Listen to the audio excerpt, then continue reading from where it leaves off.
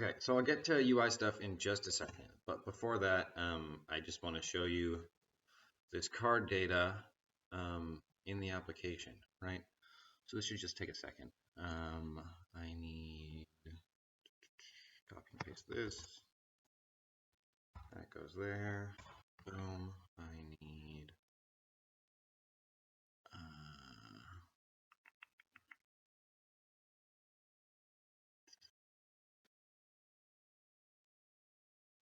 this.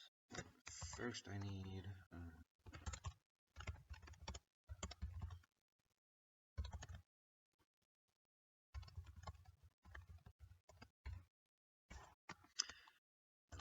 This, so my other card rows get saved into the browser memory, but it gets saved as a JSON string, so I gotta parse that back to an array, and then once I have it as an array, I can add every card in that array to the map so that I can pull them by their card names I talked about last video. Oh, and I will need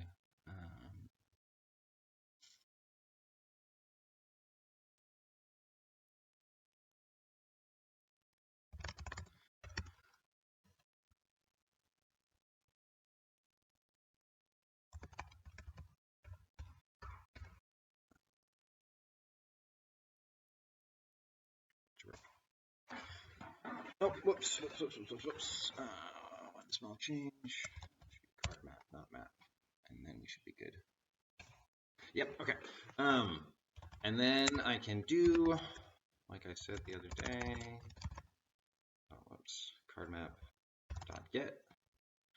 Passing the name as a string. Boom. Got card data for Geralt.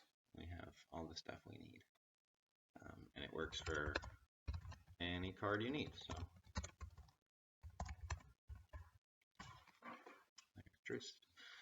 That's how that works. Yeah. Hey, so at this point in the project, I knew how I was going to represent the data, how I was going to get the data into memory, how I was going to get that data from the server to the client. The next thing I wanted to work on was the actual front end and the user interface. So now that the data is inside the computer, I need to make a nice pretty view so people can see it. So that's what I worked on next. So if I open up my reference images, you can see there's actually two different views for the cards. There's like a small version and a large version. So in the deck builder screen, cards look like this. I have a little description at the bottom, and they have this banner on the side, and yeah. Then the actual game version, no description on the bottom, just the image. And so they're very similar, but they're a little bit different. So I needed two card view components, React components for each of these. So my small card views are a little wrong because I don't have these base images. I think what the game does, they have these base images that it's like just the image, no description, no banner, no icons, whatever, and then they like build these from that. And these base images are probably in the game file somewhere, and I should find them in the near future and make my thing actually correct instead of mostly correct. But I haven't done that yet. The way I found my images is I Googled Gwent cards, and somebody on the internet was nice enough to make a file with all the cards in it. The idea being you print that file out physically, and then you cut it up. You cut out the individual cards, and you can play Gwent as a physical card game. So that's how I got my images. I took that file and I put it into 3D Paint, and I just cut out individual cards and saved them as individual files. That's how I got here, and the leader cards too.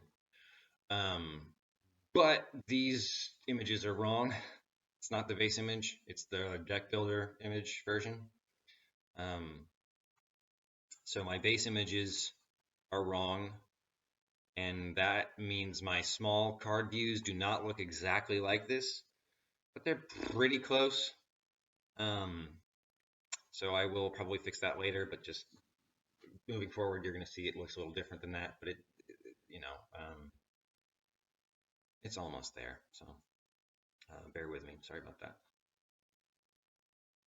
Whatever. So here, let me show you. This is the actual application. Business 69. What? Oh, what? That's inappropriate. Who said that? All right. Sorry, bad joke. So yeah, I can show you our views. What my card views look like here. So in code, they look like this. If you don't know React, this might not make a lot of sense. So I'll try to be quick. And sorry if it's confusing, but this function takes in card data, handle click, which is a function, and available is an optional parameter, and it returns you a card that looks like this, right?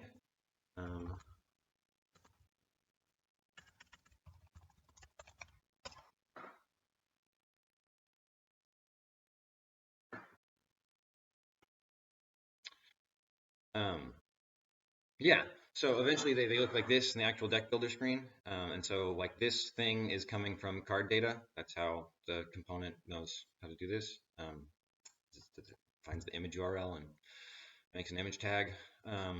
This thing comes from available. And then handle click can be any function. But so what I'm doing is I assigned it to a function that I have a card map object with all the cards, and I have current deck, or just deck map objects for individual decks. You have different factions, so there's multiple decks, one for each faction. But yeah, so my handle clicks, different ones for available cards, and cards aren't in your deck. But they update the game state, they update the current deck, whatever the new value of that card in your deck is. So if I click here, it'll add one more Scorch to the current deck, and then the logic knows. It builds this panel by looking at all the cards in the card map that are the right faction or neutral. And then it gets this available field by checking, all right, what's the available number in the card map, and then subtract how many are used in the current deck. And that's how I get these two things. So here I'm adding one to current deck, so available minus used is one less, right? So that's how that works. Yeah. There's also small card views, which, like I said, are not perfect, but I don't know. They're good enough. I haven't fixed them yet. Sorry. I zoom in on this a little bit. Here's what they look like right now. Here's the code. Similar sort of thing, except instead of available, we pass in current strength. And then the card checks, is the current strength less than the strength of the card data object? And if it is, it makes the text red, and if it's not, it makes the text green to make that more obvious. And then, so my card data tells it what this image is. That's what built this part. Current strength and card data is what builds this part. And then if I go to the actual view, zoom out a bit. So normally this game view screen would start out blank, but if you're playing an actual game, it would not load with cards in it. But I kind of made this this is for development. So it starts out with some initial stuff in it so that I can style that, and it looks kind of like garbage, but hopefully I'll fix it later. But so here's the cards look like. They don't look great, but they do. Yeah. And so this eventually is supposed to look like this, which debatably there's a long way to go, but it's all right. No, no, no, no, no, no, no, no, no.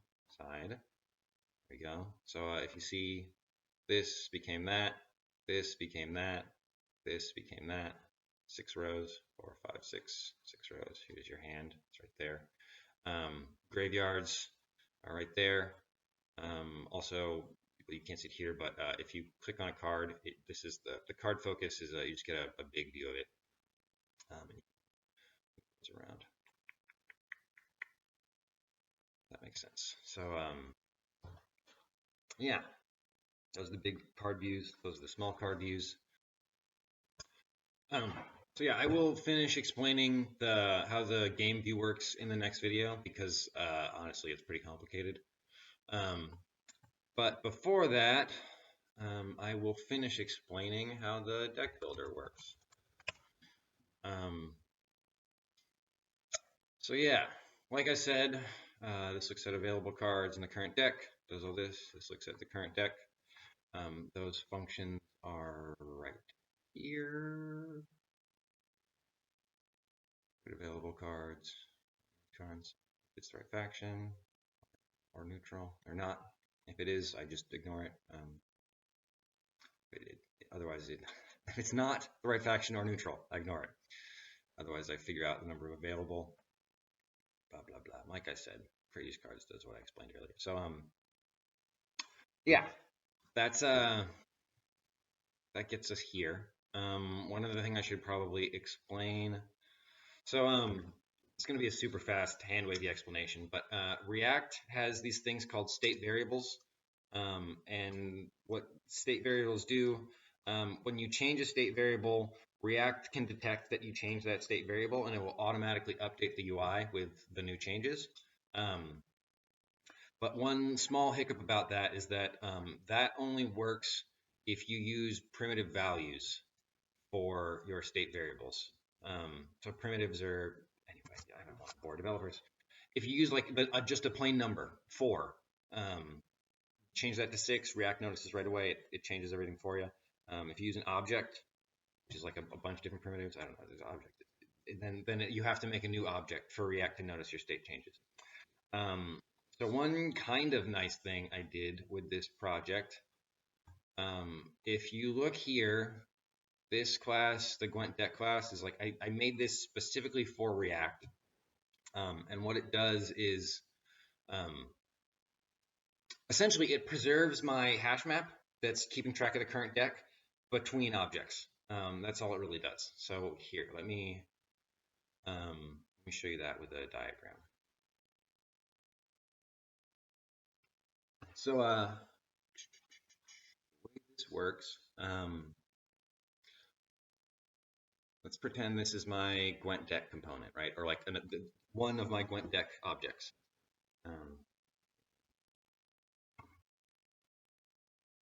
Fairly braces. Don't need that. Never. Anyway, the whole purpose of this gwent deck class is I need new objects every time for React to notice these state changes, but I don't want to make a new hash map every time because that could be a little expensive. So what I did is this gwent deck object has a reference to another much bigger object, which is the card map, right? And then whenever I need to make changes to my deck, what I do is I change this object, I change that card map object, but React doesn't notice that change. So then I build a new gwent deck wrapper object, which is very little data, so it's not an expensive operation. And I give this new object a reference to my old card map. And that way I can reuse that data, and it makes that more efficient. And I'm sure that there's like some kind of name for this pattern in React. I don't know what that is. I just came up with it, and it works. I thought it was kind of elegant, so I'm showing it off. So yeah. So that is what this does right here.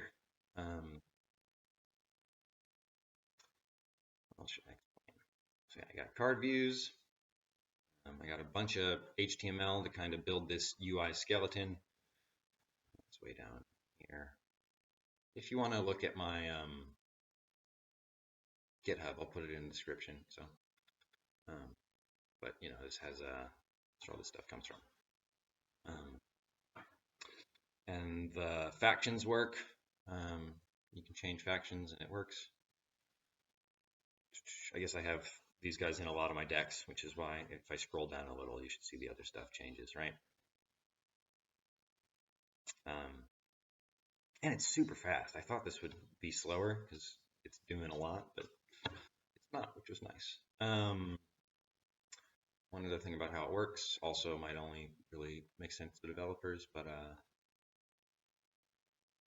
I have state variables for every deck and a current deck state variable. So whenever I change anything, first I update the current deck, then I use the current faction to update the current faction deck, and then that way I have saved. That way I can change factions, and the old decks are all, you know, I have a copy of everything. So this is how I switch between different factions. This logic right here. And, so here. This probably doesn't have to be if else, but whatever, man, it's fine. Don't worry about it. So yeah. That is how the deck build works. There's also a save deck, which just sends a post request to my server and saves your stuff to the database. Just fetch user decks, pulls your get request, it sends a get request to the server and pulls your decks from the database. Oh, and I use effect function to load the card map stuff when I first mount this component. That's how that works. I'm worried this is not going to make sense to people who aren't good at code, but this one's hard to make good for all the audiences I had in mind. So if you have any questions, leave them in the comments. But I don't want to get too basic with it. So that's how the deck builder works. I think that makes sense. Oh, sorry, Jesus, kitty. By the way, this is one of my cats. His name is not safe for work, but say hi, kitty. Hello, hello. Okay, back to work. So, between all that stuff, got card views, those work, check. Deck builder works, check. There are still a few to-dos. Decks are supposed to have a leader. I haven't finished that yet, so it's not there. These are supposed to filter cards based on some criteria that also doesn't do anything. And finally, in terms of styling, I think it looks pretty decent. I don't think it looks exactly like the original game. I don't like that. I might fix that later. But it's, you know, there's other things I'm going to try to get done first. So yeah, that is how the deck builder works. And yeah, I hope that made sense. Sorry if it didn't.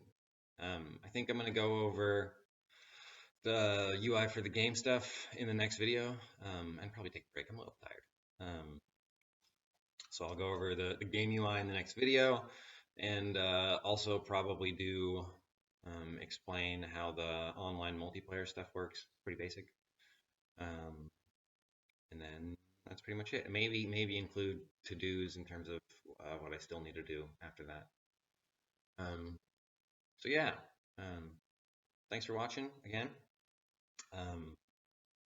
Have a good one, you guys. Yeah, take it easy. Bye. Also, I should have said this earlier. Shout out John Bentley. He's another developer. He helped me with the styling, or at least he did before he became busy with another job. But it looked uglier than it does now, and he made it better. And thanks, John. You're the man. Appreciate it. Anyway, yeah, have a good one. Bye.